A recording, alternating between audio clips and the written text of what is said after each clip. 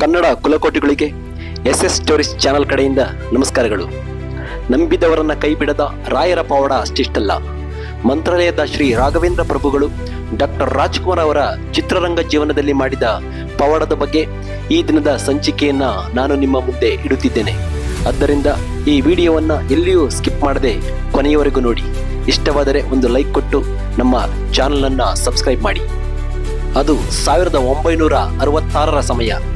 ನಿರ್ದೇಶಕರಾದ ಟಿ.ವಿ. ಸಿಂಗ್ ಟಾಗೋರ್ ಅವರು ಮಂತ್ರಾಲಯ ಮಹಾತ್ಮೆ ಎನ್ನುವ ಸಿನಿಮಾವನ್ನು ಮಾಡಲು ಹೊರಟಿರುತ್ತಾರೆ.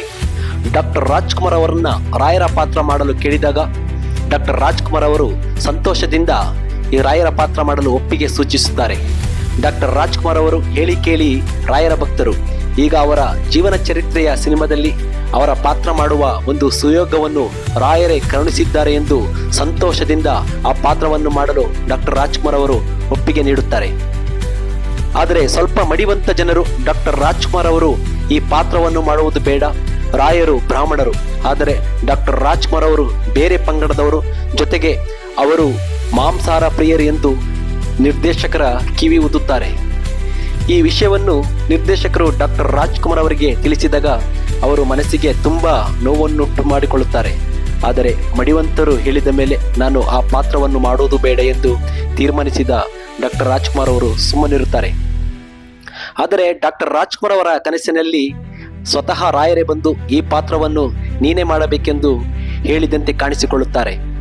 ಅದೇ ದಿನ ರಾತ್ರಿ ನಿರ್ದೇಶಕರಾದ ಟಿ.ವಿ. ಸಿಂಗ್ ಟಾಗೋರ್ ಅವರಿಗೂ ಸಹ ಸ್ವಪ್ನದಲ್ಲಿ ರಾಯರು ದರ್ಶನ ಕೊಟ್ಟು ನನ್ನ ಪಾತ್ರವನ್ನು ಮಾಡಲು ಡಾಕ್ಟರ್ ರಾಜ್ಕುಮಾರ್ ಅವರೇ ಸೂಕ್ತ ವ್ಯಕ್ತಿ ಎಂದು ಸ್ವಪ್ನದಲ್ಲಿ ಹೇಳಿದಂತೆ ನಿರ್ದೇಶಕರಿಗೆ ಭಾಸವಾಗುತ್ತದೆ. ಆದರೆ ಈ ವಿಚಾರವನ್ನು ಮಡಿವಂತರಿಗೆ ಹೇಳಿದರೆ ಅದನ್ನು ಅವರು ನಂಬುವುದು ಹೇಗೆ ಎಂದು ಗೊಂದಲಕ್ಕೆ ನಿರ್ದೇಶಕರು ಈಡಾಗುತ್ತಾರೆ. ಆಗ ಅವರಿಗೆ ಒಂದು ಉಪಾಯ ಒಳೆಯುತ್ತದೆ. ಅವರು ಮಂತ್ರಾಲಯದ ರಾಯರ ಸನ್ನಿಧಾನದ ಮುಂದೆ ಎಲ್ಲ ಮಡಿವಂತರನ್ನು ಕರೆದು, ನೋಡಿ, ಈ ಒಂದು ಬಟ್ಟಲಿನಲ್ಲಿ ನೀವು ಹೇಳಿದ ಎಲ್ಲ ನಟರುಗಳ ಚೀಟಿಯನ್ನು ಬರೆದು ಹಾಕುತ್ತಾನೆ, ಜೊತೆಗೆ ಡಾಕ್ಟರ್ ರಾಜ್ಕುಮಾರ್ ಅವರ ಹೆಸರನ್ನು ಸಹ ಹಾಕುತ್ತೇನೆ. ಇಲ್ಲಿ ಮೊದಲ ಚೀಟಿಯಲ್ಲಿ ಯಾರ ಹೆಸರು ಬರುತ್ತದೋ ಅವರೇ ರಾಯರ ಪಾತ್ರ ಮಾಡಲು ಸೂಕ್ತವಾದ ವ್ಯಕ್ತಿ ಎಂದು ಹೇಳುತ್ತಾರೆ. ಇದಕ್ಕೆ ಎಲ್ಲರೂ ಸಮ್ಮತಿ ಸೂಚಿಸಿದಾಗ ಒಬ್ಬರ ಕೈಯಲ್ಲಿ ಒಂದು ಚೀಟಿಯನ್ನು ಎತ್ತಿಸಿದಾಗ ಡಾಕ್ಟರ್ ರಾಜ್ಕುಮಾರ್ ಅವರ ಹೆಸರು ಬರುತ್ತದೆ.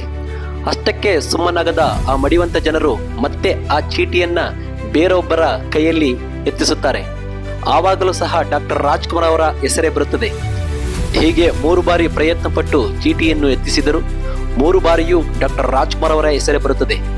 ಆಗ ಎಲ್ಲರೂ ಇದು ರಾಯರ ಸಂಕಲ್ಪ ಎಂದು ತೀರ್ಮಾನಿಸಿ ಈ ಚಿತ್ರಕ್ಕೆ ಡಾಕ್ಟರ್ ರಾಜ್ಕುಮಾರ್ ಅವರೇ ಸೂಕ್ತವಾದ ವ್ಯಕ್ತಿ ಎಂದು ಹೇಳಿ ರಾಯರಿಗೆ ಕೈಮುಗಿದು ಶರಣಾಗುತ್ತಾರೆ.